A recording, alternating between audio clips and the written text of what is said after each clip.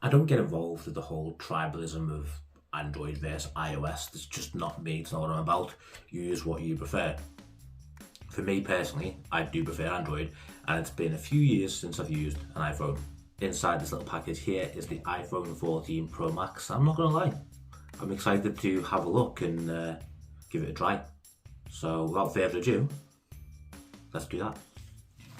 It's so weird how small boxes are now. I know like every phone manufacturer, or every main phone manufacturer has taken the charger away. You still get your Huawei's and the Chinese might like Xiaomi, they still give you a charge in the box.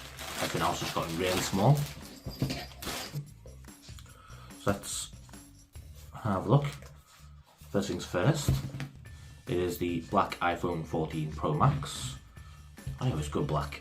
Every now and then I think I'll just go different, go for the new colour and stuff, and as much as the purple is nice looking, space grey is where it's at.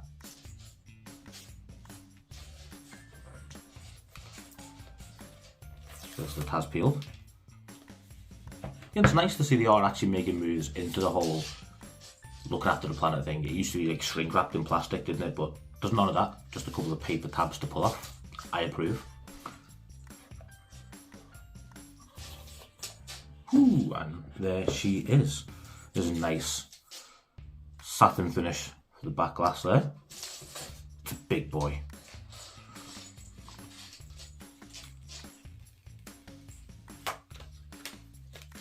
That's it. That is that's flat on the sides. It was really flat. So the last iPhone I used, I think, was the iPhone 11 Pro, which I liked, but you know, it was just meh. Is what it was. They look a lot bigger. They look like they've got bigger in size, but other than that, and the flat size, it looks like this is the same phone essentially. I think the LiDAR is new. Didn't have that on the iPhone 11, and I say the camera module's bigger, and the sides are a lot flatter. The phone itself might be a bit bigger. Certainly feels it might be. Let's boot it up and power it on. We'll move the box aside because we know what we get in there, we know what we don't get in there. There's no reason to go over that. It's just been delivered and it is winter and the phone is cold, so cold. Okay. I'm going to use it this way and I'll use magic to flip it around and edit them. So I can get this set up. Oh yeah, the dynamic island up there as well. The new edition. Seemed to like die down with hype though. I remember like being the most talked about thing after the phone launched. Oh, it feels so big. I know it's weird to use a fold, but when the fold's folded, it's really narrow.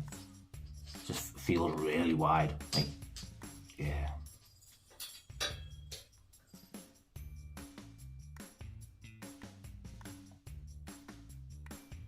I'm gonna need the Wi-Fi password. Bear with. I think you know what, right? It's weird.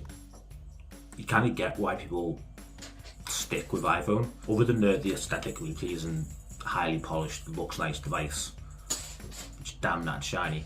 Just putting in the Wi-Fi password, then it just felt familiar. Like take me back to 4.5 years ago, whatever it was. I had the last iPhone.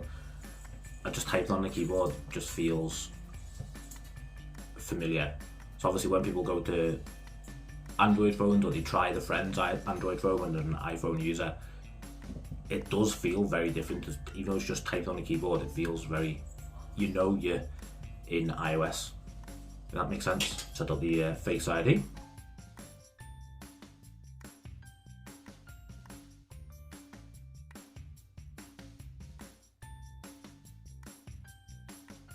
And that click, click, click, click, click, click. All sounds very familiar. It's like you're being hypnotised back into, hey, remember, come back, join us, join us. Don't transfer apps and data, we're alright, you don't need to transfer. It's been a while and I'm not down with transferring things from Android. I like to have it as a nice, not when people get a device and they set it up and they do it by backup, so why do you do that? I can't, when I get a new phone I want to spend an hour or two setting it up and feel the newness and play about with it. And you get people who just plug it into their old device and there we go, I'm set up, there's all my old apps and everything's there, especially on iPhone, because it will set up your home screen and your widgets and everything just how you had it last time. And it's like, but now it's just your old phone in a new body, and that seems boring to me. People who restore from backup are almost as bad as people who let the shop assistant set the phone up for them. Ow! There's a cat climbing up your leg. So no, got that. Oh.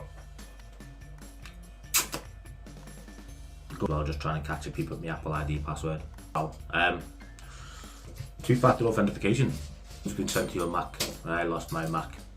Didn't lose it. But I haven't had my MacBook for 4 years now. Back. I had to get a text sent to my phone, so I had to stop recording, but I'm back. Even though you don't know I'm back because of the power of editing. Don't know why I'm telling you this.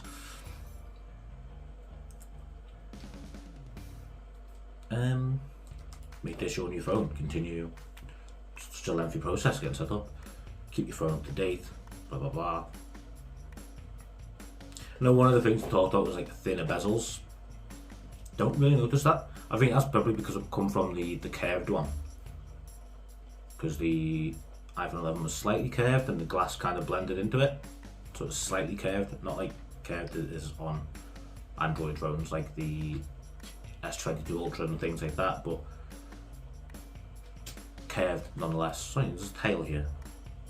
So because now it's flattened, I think the bezels look the same. The curve kind of hides the bezel a little bit, I think. I can't get over how shiny black the sides are. They're going to be a definite fingerprint magnet. But the black is much better than aluminium would look, I think, in my opinion.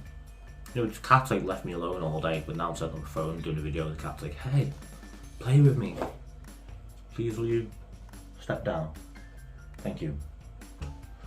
Answer in the comments below, are you team light mode or team dark mode?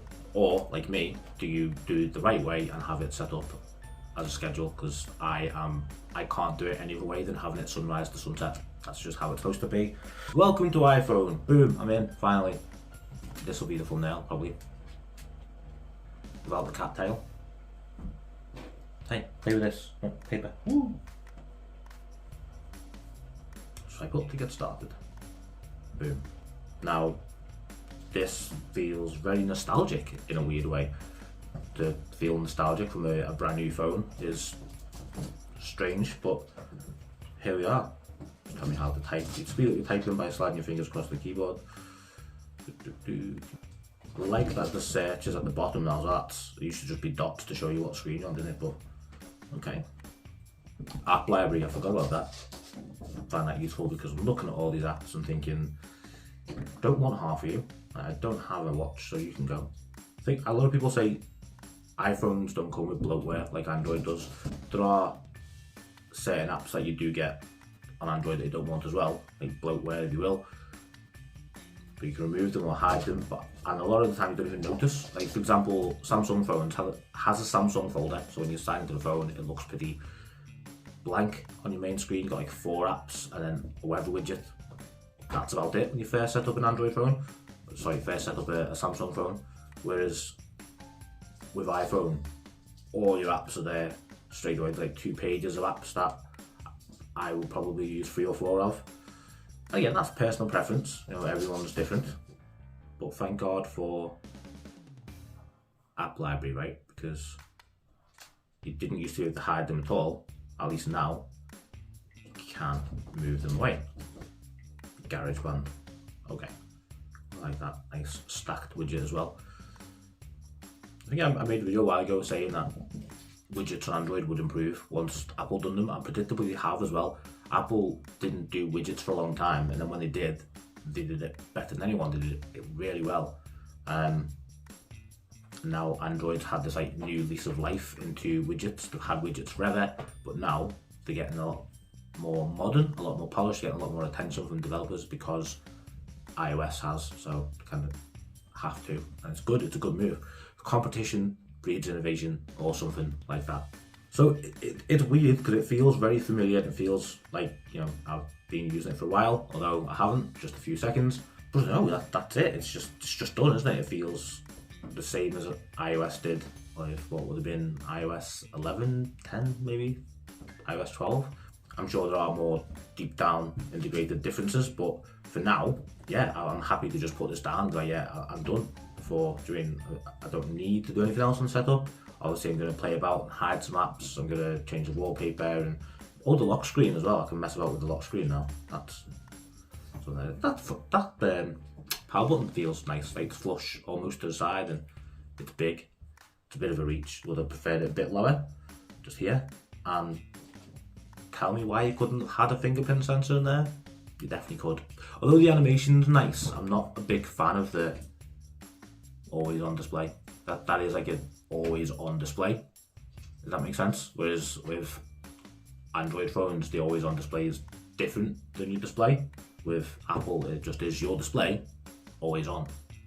I know what I mean. You probably don't, because I'm not explaining myself well. But that's on me.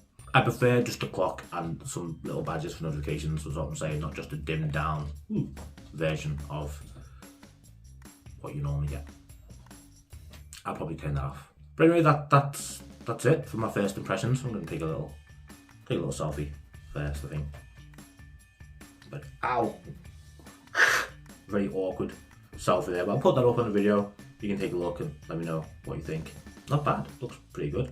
Anyway, thank you very much for watching the first impressions video of the iPhone 14 Pro Max in this sleek, beautiful black colour here. Let me know if you have any questions about the phone or my experience with the phone, as I use it a bit more on a day-to-day basis, and I'll have a review and follow-up video coming soon.